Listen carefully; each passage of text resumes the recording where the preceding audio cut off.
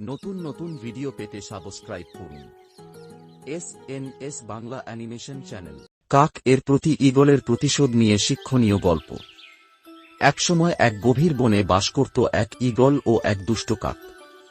কাক এতটাই দুষ্ট ছিল যে সে যেখানেই যেত সেখানেই অন্যান্য পাখির ডিমগুলা ভেঙে ফেলত। পাখির ডিম ভেঙে সে অনেক আনন্দ করত। একদিন একটি বড় গাছে বাস করত একটি ঈগল। ঈগল তার বাসায় দুটি ডিম পেড়েছিল এবং খুব যত্ন নিয়ে তা আগলে রাখত এবং ডিমগুলোকে অনেক যত্নে তা দিত। হঠাৎ একদিন খাবারের সন্ধানে ঈগল বাসা ছেড়ে দূরে চলে যায়। এই সুযোগে ওই দুষ্ট কাকটি এসে ঈগলের ডিমগুলো ভেঙে ফেলে এবং দ্রুত সেখান থেকে উড়ে যায়। ঈগল যখন খাবার শেষে বনে তার বাসায় ফিরে আসে তখন দেখে তার প্রিয় ডিমগুলো ভেঙে গেছে। তার মনে প্রবল দুঃখ এবং ক্রোধ জন্মাল। ঈগল বুঝতে পারল এটি নিশ্চয়ই ওই দুষ্ট কাকের কাজ।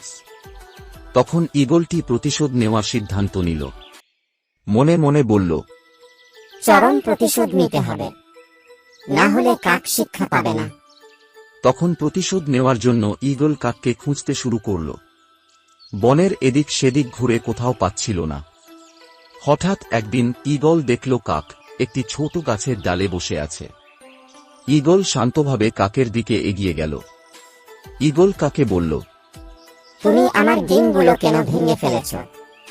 কাক ঈগলকে দেখে হেসে বলল, তোমার ডিমগুলো ভেঙে মজা পেয়েছি। তুমি তো এখন আমার কিছুই করতে পারবে না। ঈগল কাকের কথায় কোনো প্রতিক্রিয়া দেখাল না। সে উড়ে গিয়ে বনের সীমানায় একটি বড় অগ্নিকুণ্ড থেকে জ্বলন্ত কাঠি নিয়ে এল।